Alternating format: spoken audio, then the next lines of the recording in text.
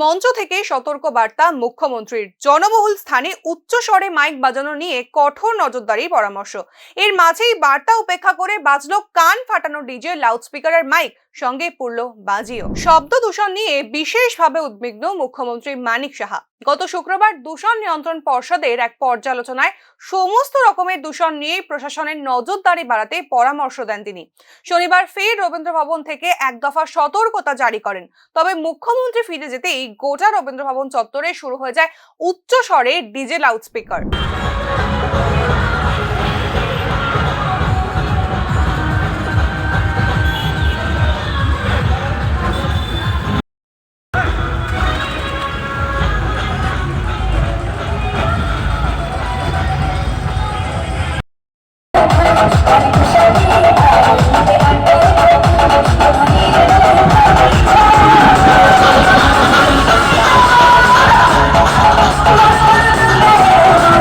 শারদ সম্মানের আনন্দে মুখ্যমন্ত্রীর পরামর্শ উড়িয়ে দিয়ে শুরু উদ্দাম উল্লাস। মাঝ রাস্তায় সাধারণ গাড়ি আটকে পুরল বাজি।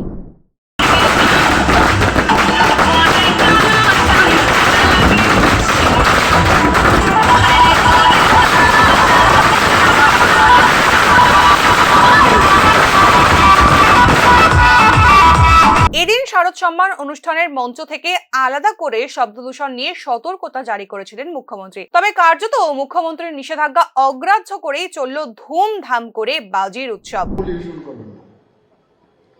কালকে আমি একটা পলিউশন বোর্ডের মিটিং নিয়েছিলাম। আমি খুব দায়িত্বহীনভাবে আমি বলেছি, কোনো অবস্থায় সাউন্ড পলিউশন, ওয়াটার পলিউশন যেমন আছে, এয়ার পলিউশন আছে, সাউন্ড পলিউশনের বিষয়ে আমাদের নজর দিতে হবে।